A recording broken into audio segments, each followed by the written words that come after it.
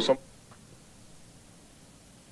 ముఖ్యమంత్రి రేవంత్ రెడ్డిని కలిసి 2 కోట్ల రూపాయల చెక్ను మిర్యాలగూడ ఎమ్మెల్యే బత్తుల లక్ష్మారెడ్డి కుటుంబ సభ్యులు అందజేశారు. ఆ మొత్తాన్ని నియోజకవర్గంలోని రైతుల కోసం ఖర్చు చేయాలని విజ్ఞప్తి చేశారు. 1,00,000 మంది రైతులకు ఒక్కో యూరియా బస్తా ఉచితంగా అందజేయాలని ఎమ్మెల్యే సీఎంను కోరారు.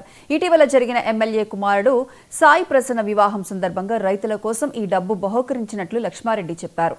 రైతుల కోసం ఖర్చు చేయడానికి ముందుకు వచ్చిన ఎమ్మెల్యే లక్ష్మారెడ్డి కుటుంబ సభ్యులను సీఎం రేవంత్ రెడ్డి అభినందించారు.